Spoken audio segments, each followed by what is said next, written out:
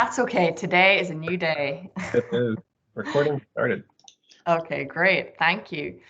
Um, okay, so to get started, I'm actually going to hand over to Alex. So some of you may know him and some of you may not, but I'll let him introduce himself and then the work that Microsoft and the data center community development team are doing there in the Greater Des Moines area. So I will share some slides for you, Alex, and hand over to you.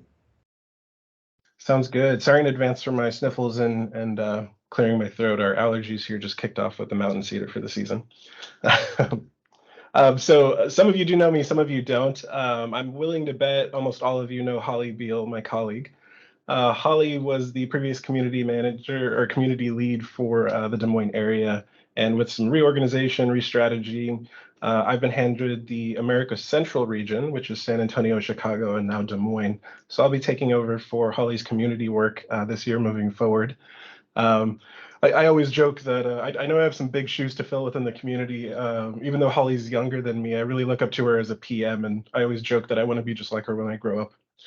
So, We all do. yeah, definitely. She's totally incredible. So yeah, that's who I am. I've worked with Microsoft going on 10 years in January now. I'm a program manager, as I said, focused on the community initiatives that we operate in our data center communities.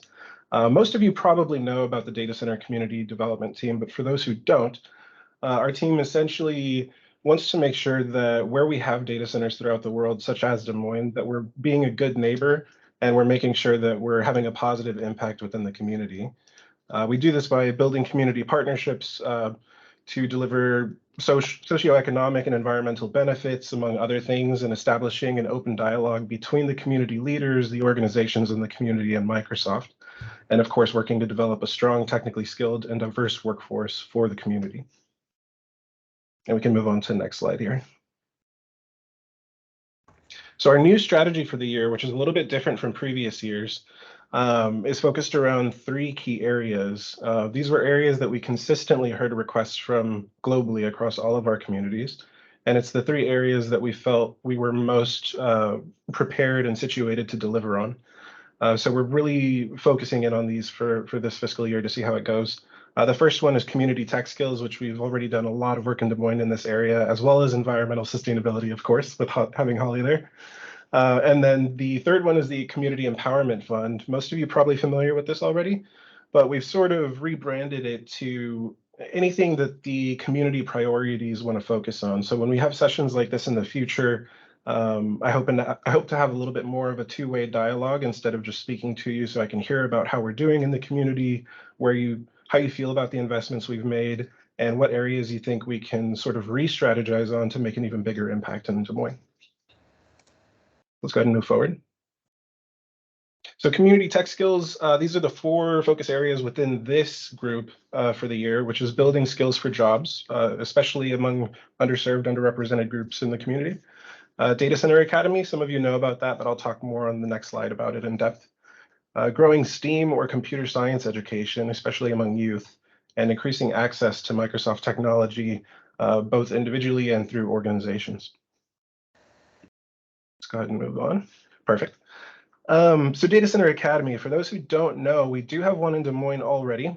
It's at the Mac West, and this program has 5 pillars. Essentially, we work with the school to if they don't already instruct on or have curriculum that's based around the CompTIA certification skill sets, we work with the school to get the instructors trained up and certified to teach that material, which is not just data center centric, but it's really an IT generalist and foundational level of knowledge. We then provide the school with scholarships, financial grants to support groups that come from historically underserved and underrepresented backgrounds in the IT and STEM fields. And then we take decommissioned servers and hardware from our data centers that we're either going to recycle or resell or melt down for elements, and we instead donate it to the school. Our teams usually come over, volunteer their time to actually establish a data center lab for hands-on learning with the students, and then the school has that hardware going forward. We have a work experience, which is essentially an internship for the top performers that come out of the scholarship program, where they get an opportunity to work at a data center for 3 months. And then the last is mentoring. Throughout the education program, a lot of times we'll have local team members from the data center volunteer their time to come out, mentor the students. Sometimes they lecture, they do Q&A sessions to talk about what their day-to-day life is like at work. And then this is just a map that kind of shows the global footprint we have with the Data Center Academy program at the moment. I think it's 14 communities. Overall, I believe our team is currently around 28 communities. So hoping to grow more and more. And it's been exciting to see scale. I was around for the inception of this program, and it was so scrappy originally, and now it's like really formed and performing well. Let's go ahead and move on. And the nature-based solutions, we're kind of going to focus on these areas, which Holly pointed out. She actually designed this specific slide. So it's going to be urban forestry, which is, focusing on equitable tree canopy within the urban areas. Ecological restoration to sort of restore those little local ecosystems that are failing on their own or maybe have an invasive species attacking them. Water replenishment, which is going to be working with the larger Microsoft groups to figure out how we can augment the existing programs we're doing in the area, and then grassroots engagement efforts. And then my final slide, the Community Empowerment Fund, I sort of mentioned this has been rebranded to support anything that's community needs or community priorities, anything that you say is important to us. Of course, we're always open to listen and re-strategize and grow from your feedback, and we find it really valuable. Today, I wanted to pass it over after this to Neve, who's going to talk more about ChangeX. As she mentioned earlier, some of you were here in the previous years for the launch of this. But we're going to be relaunching the fund this year, which is really exciting. So I'll let her take it over from here. Nice. Thank you, Alex. Yeah, so we've been lucky enough to be working with the Data Center Community Development team for some years now. And so I didn't actually introduce myself, but my name is Neve McKenna and I'm a co-founder of ChangeX. And ChangeX is a nonprofit that started in Ireland, actually, but we have since spread to many countries around the world, the first of which was the US. And a lot of that growth was supported by Microsoft and the Data Center Community Development team. So the reason that we exist is to support people in local communities to take action on the issues that matter to them. So by connecting them with proven ideas, so ideas that are already working in other communities, and then giving them the finance and support that they need to get those ideas up and running in their local communities. So we work across many themes, but have been working with Microsoft on some of the ones that Alex just outlined, like digital skills and environmental sustainability. So I think we've had funds now. This is our third fund in the Greater Des Moines area. So there's lots of projects that have gotten up and running over the last number of years and have been having an impact there. So my colleague Leah is also on the call today with me, and she's going to kind of bring us through exactly how the fund works in a minute. But before we do that, we have two people who started projects in Des Moines with this very funding last year and have since been having a great impact in their local community. So they're going to tell us a little bit about the process and, most importantly, kind of what the impact has been and how the project is going for their local community. So we might start with you, Simone. Hello. Meet you. How are you? I'm doing good. Yeah. I'm Simone Freeman. I'm located here in Des Moines, Iowa. I'm the Community Schools Coordinator at Merrill Middle School. And we're just so excited to have this opportunity. We're always looking for different activities that students can participate in beyond the school hours. And when we saw that, hey, we might be able to get a Lego League here and have funding to help with that, we jumped right on it. Now, I will say, I'm just going to be transparent. Yeah. The process for everything was really at the novice level where I'm at, because like writing grants and that sort of stuff, I didn't have any experience. So being able to input the information that we needed to help with this process was super easy. So if anybody out there has any concerns about, is this user friendly? Yes, it is. Your staff has been wonderful with any questions that I may have, may have had regarding how to get things set up and that sort of thing. So I just wanted to give you all a shout out for that. But Great. what we chose to do is Lego League. So we got a group of students together to do that. And this is the first, at least at the middle school level for Des Moines Public Schools, this year for sure that I know that we even have a Lego League group.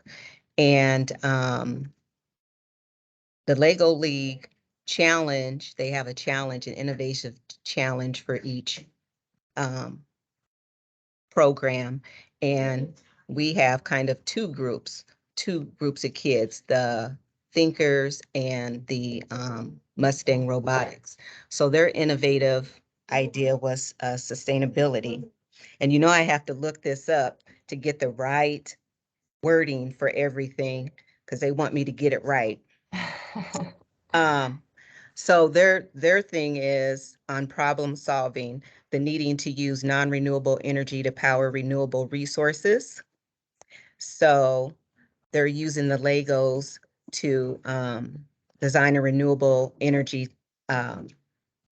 technology piece that's self-sufficient. So that's what we're doing in a Of nutshell. what age are these kids? Yes. And They're like the next generation Holly Beals, it sounds like, Alex. Yep. And that's what one of the teams is doing. And then the other team is they're trying to solve the problem of affordable energy being available to low income families. So that's what we're working on. And it really has opened up a lot of opportunities with the community. We've had someone from Mid-American come in and talk to us. What else do they have? A person from a solar panel business came in and shared information.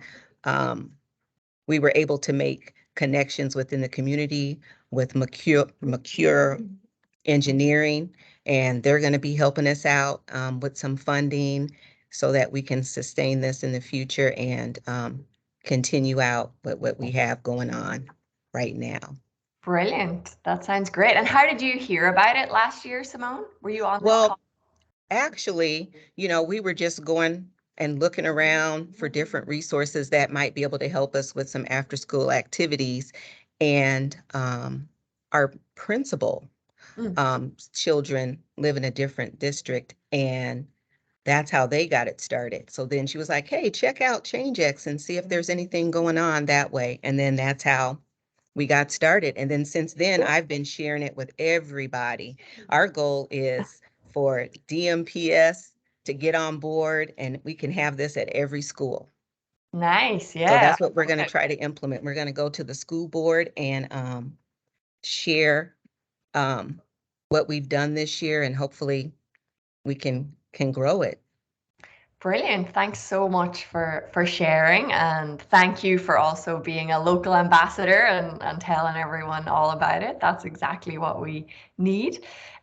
So we also have Alicia with us, and Alicia started a community fridge in a public library, right, Alicia? Yes. Hello. Yeah, tell us a little more about how it's been going. Yeah, so I'm Alicia Manchin. I'm at the Des Moines Public Library, and I'm the supervisor at the Southside Library, and I've been there since March. When I first got there, like almost the first week, I had the staff there is very passionate about providing and being part of the community. And they said, we want a community fridge. And I'm like, that's great. Let me set up my desk first. So, it kind of, I thought, I don't know how this is going to happen. But then I had someone from Eat Greater Des Moines reach out to me and say, hey, I heard that you're interested in a community fridge. And I said, yeah, just so you know, we have no money, no resources, nothing. She said, well, have you heard of ChangeX? It's really easy to apply for a grant. And I thought, okay, well, I've applied for a lot of grants over the years, and grants are not easy. They are a lot of work. It is. It's just a lot of paperwork, a lot of data collection. You have to be really committed. So I thought, sure, well, I'll look into it. And so I started the process in August. And it is amazingly simple. I can't believe how easy the program has been, how supportive the team has been. Um, Within a month, we were able to not only get the fridge installed, but get food supplies into it, refrigerator, you know, we had like bins and liners and things like that. And it was up and running really fast, much faster than I thought it would be. Um, and the impact on the community was almost immediate. The south side of Des Moines is they are suffering from quite a bit of food insecurity on that side of town. And so we're really happy as a library that, our whole purpose is to provide an environment that's safe and inclusive and welcoming. We're glad that we're able to offer an additional service that will bring more people in, um, and that we can provide food to people who might need it. And we serve everyone from the little kiddos and their families, up through seniors. So we've seen everyone use the community fridge at this point. So it's been a really, really great experience. Wow, cool. I think I remember speaking to you back in August or in the summertime when you were just getting it started. So it's great to hear now that the community is benefiting and people are using it. So yeah, well done on getting it all up and running so quickly. So thank you both, Alicia and Simone, for sharing. So I think that kind of brings to life what it is that we're trying to do with this fund. So make this type of funding easier, accessible, allow you all to just focus on actually having an impact and making your community a better place to live. So I'm going to hand over to Leah now, and she's going to share more information about this year's fund and how it's all going to work. So yeah, over to you, Leah, and I will pull up some slides for you. Wonderful. Yeah, hi everyone. And thank you so much, Simone and Alicia, for sharing. It's good to see your faces as well. I feel like we've chatted over email. So great to hear about your projects.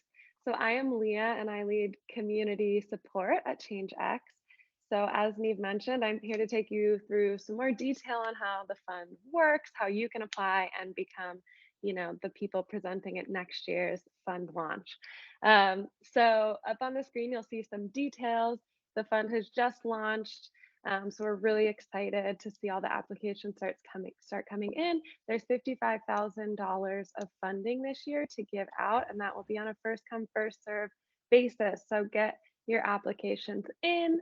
As Alex mentioned, the themes are sustainability, digital skills, and community prosperity. And the location is Greater Des Moines, so many counties included in that, all around Des Moines. Awesome.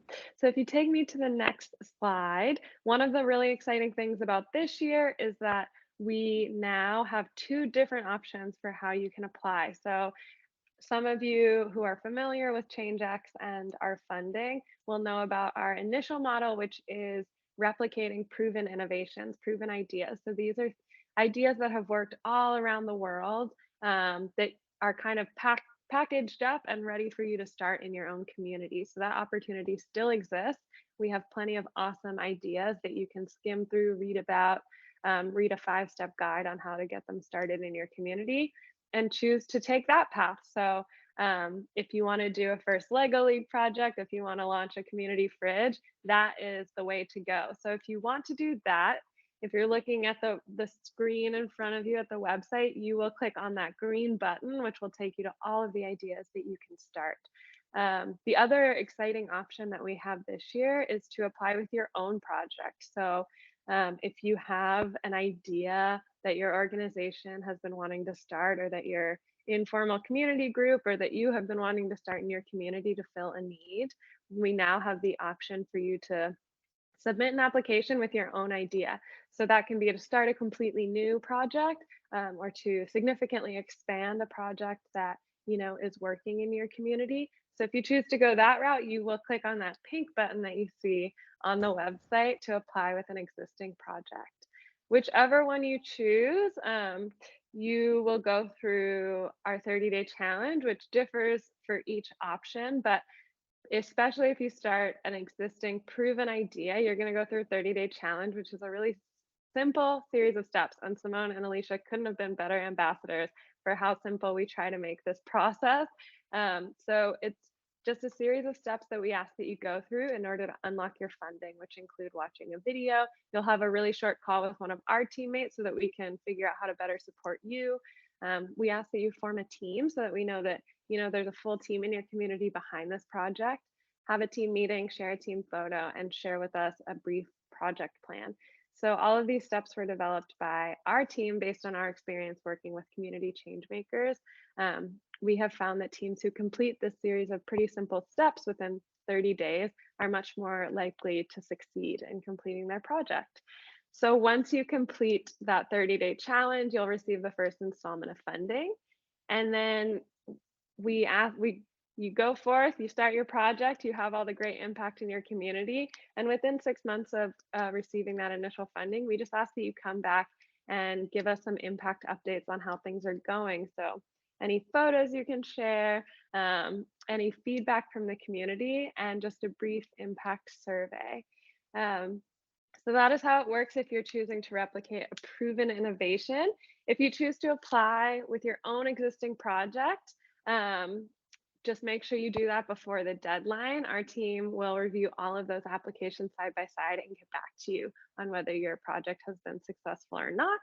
And then you have an equally easy process to go through in order to unlock your funding. And of course, I know that's a lot of information. Maybe you've never interacted with our website before. We are here to support you if you have any trouble figuring out where to go, having trouble choosing which idea to start, or having trouble implementing your project. We're here to help you. So just as a general overview of who can apply. So it's really important to Microsoft and ChangeX that this funding is accessible to anyone who wants to be a change maker in their community, who wants to have a positive impact on their community. So really anyone is eligible to apply. You can just be an individual who can put together a team of neighbors. You could be a library, you could be a school, you could be a nonprofit organization. This is really open-ended, so no restrictions on who can apply. Just make sure that you can get a team together to make this project come to fruition. And like I mentioned, you'll receive the funding. You'll also receive resources if you choose to start a proven innovation. You'll have your own project page on ChangeX, and our team is really here to support you with whatever we can. So if you have any questions, you can add them into the chat, and we'll answer them at the end. Otherwise, yeah, email us at support@changex.org, and we are really excited to see what you all do this year. I just wanted to add something just to let you know. For me, like, I don't even have social media like Facebook, Instagram, Twitter. I don't do any of that. So this piece where you create your little page and invite people, that was new for me.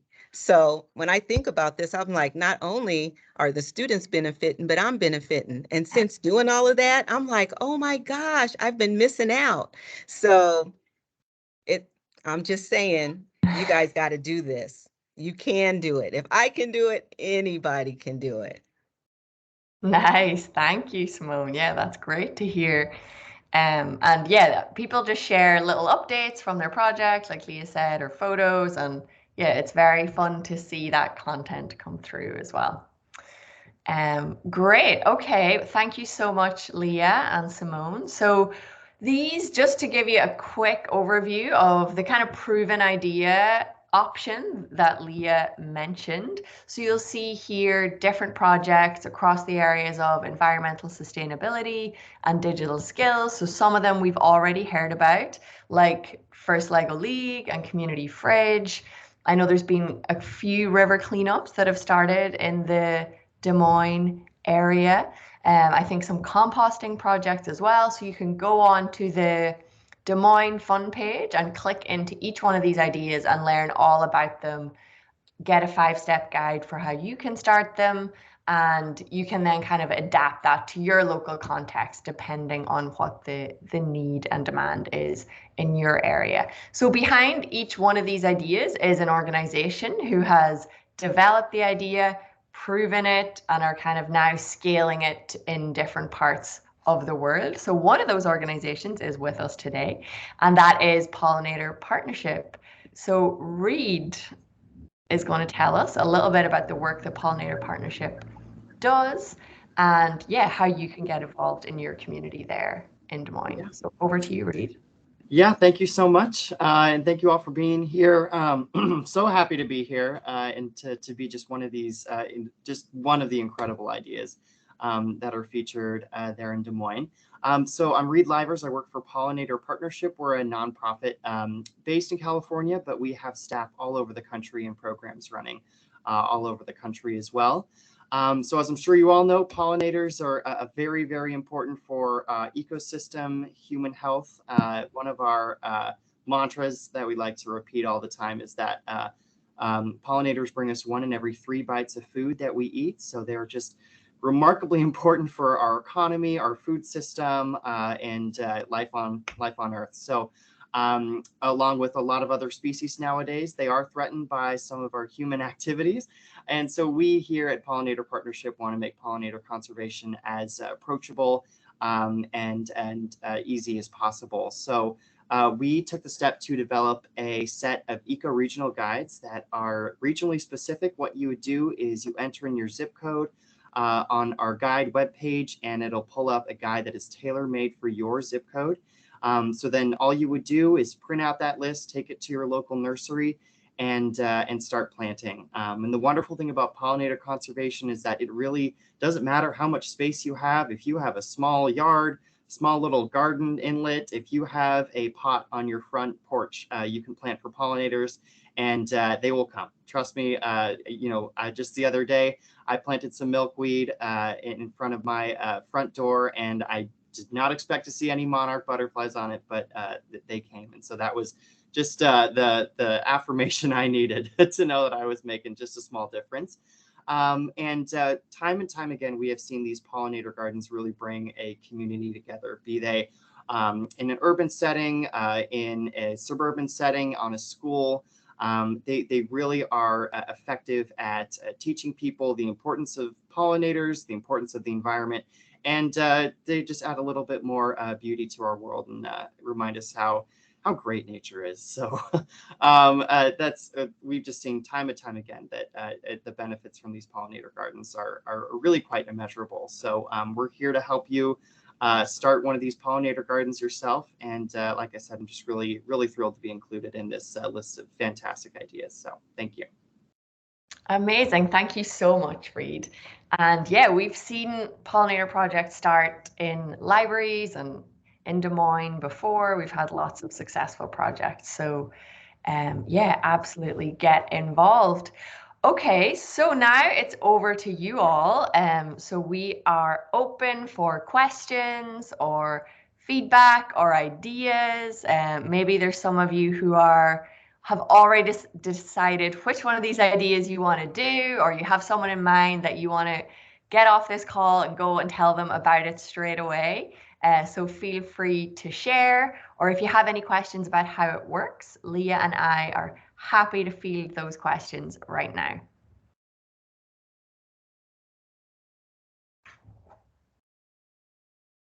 Don't be shy. It's a friendly audience. It's a very open space.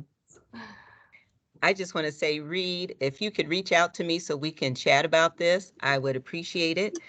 We do have an after-school group that I'm sure would love to do this. We have like a little gardening club, and we even have a space that would be perfect. So my information is in the chat.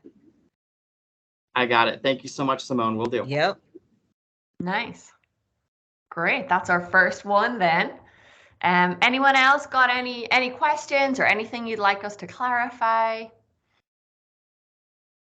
Any ideas for what might work in Des Moines? Which one of these projects you'd like to see happen?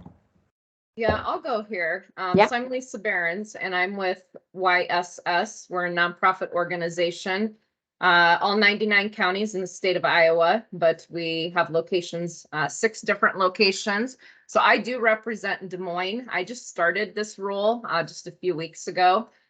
So my executive director asked me to sit in on this just to get information. So we're doing something pretty cool. We're going to be the first project in the nation starting in 2023. It's going to be called Rooftop Gardens. And it's going to be on the east side of Des Moines. So it's going to be workforce for not for youth between the ages of like 16 to 24. We're partnering with Hy-Vee. So our youth will be planning really whatever Hy-Vee tells us. It could be basil, whatever. And then the food that the youth work on, and it's amazing. We're in construction right now and creating farms and all the hydraulics, all of that. Cool. So the food will then go on the local shelves. Fairway, it's a grocery store here in the Midwest, and Hy-Vee is also a grocery store. And then that'll be our product. But the cool part to this is we're also going to have outpatient therapy. So a lot of times people in general, even adults, it's really hard to leave your job to go to an appointment for mental health, whatever it may be. So it's going to be a continuum of care where we are going to have outpatient therapists right there on site. They will have offices. So it's really kind of a cool thing. And I just have learned this week working with the city of Des Moines and the zoning and the neighbors over in East Des Moines, and kind of breaking down that stigma of you're bringing thugs into the neighborhood. That's not what we're doing. We're creating this workforce. So I'm not sure quite what Toby is thinking on this. I thought he had mentioned maybe computers, needing like 20 computers for the kids. It could also be that first one that you've had up, the 12 different projects could just be with the actual gardening and what the youth are going to be doing. So when I take this information back to Toby, really is application period open now to start applying for funding? Yes, absolutely. Okay. Yeah. Okay. And is there anything that I would need to know, that I would need to communicate with him after this call today? Anything specific besides what's already been shared? Get on the website. We either choose one of the 12 projects or we create our own. And then first come, first serve for the funding. And then I did get your information, Alicia and Simone. Thank you. That's very helpful. I feel like Des Moines is a big, small city is what I call it. And we all got to just work together. So thank you. But is there anything that I would need to know from you leaders on this call? Anything in addition?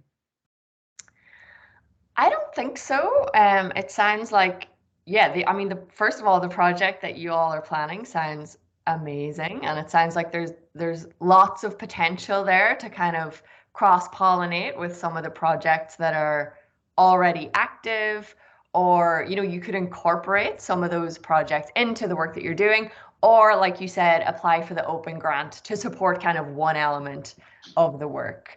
So yeah, go on there, have a look at the terms and conditions and all of that, and then feel free to reach out if you or Toby has any more specific questions.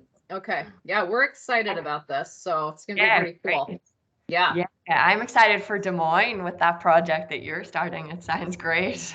Yeah, I think it started in 2019 when we purchased the land and the building, and now we're into 2022.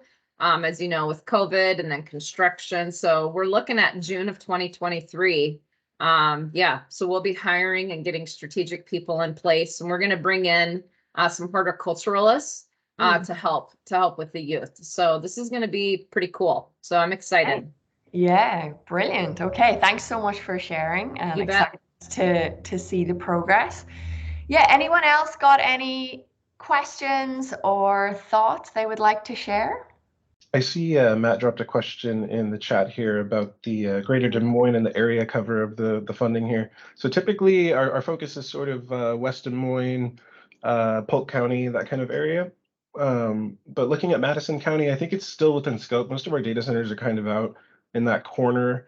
So I'd say that's probably okay to include here. Yes. Let me pull up the full list of counties, because I believe there's like 6 of them. We have a data center in Madison County. Oh, we do. Okay. Good We to have know. one in Polk, we have one in Dallas, and we have one in Madison. Gotcha. Okay. Some I growth. think Madison is included, but yeah, maybe you'll just confirm that, Leah, so that we make sure that whenever someone does apply for Madison, that you get allocated funding. Yeah, sorry to throw you off on that ChangeX team. No worries, Yeah. thank you No for saying it. problem. And then I kind of In-flight changes.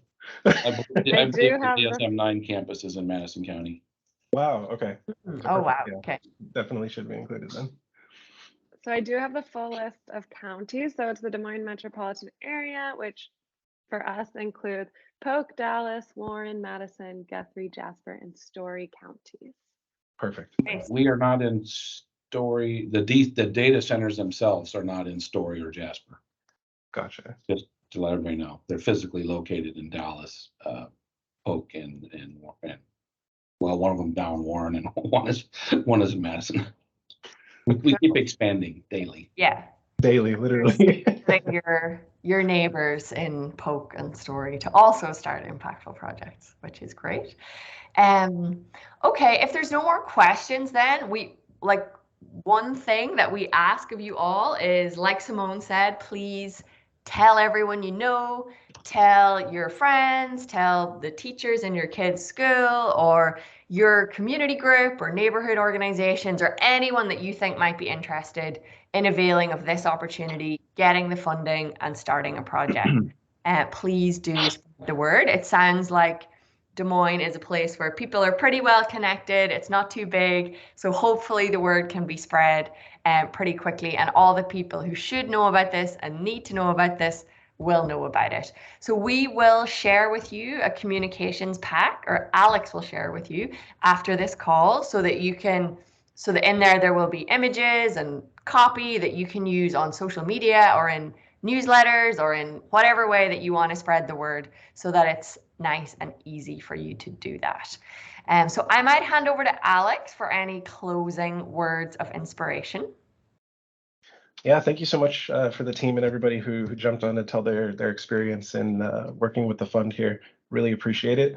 If you have more questions, as I mentioned, I'm the new community lead for those of you who jumped in later for Microsoft in the community. So if you have more questions or you want to reach out and get more information about ChangeX or other programs we're doing in the community, I'm going to drop my email and cell phone information in the chat here.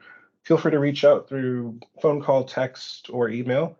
If I don't answer your call when you do call, please leave a voicemail so I know it's you and not a scam caller or something. I'll look out for the area codes. But thank you so much for taking the time to join. We're really excited to launch this program again in the community and continue to see the impact scaling. And yeah, just thank you. I know it's a busy holiday season, so we appreciate your time.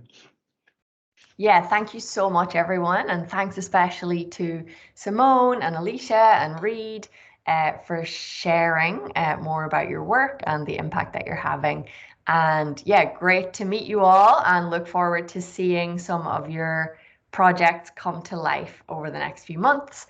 And as Leah said, we're here to answer your questions, help you and support you along the way. So don't be afraid to get in touch. Okay. Thanks, everyone. Have a lovely Friday and a lovely weekend. Bye. Thanks, everyone. Happy holidays. Thank you.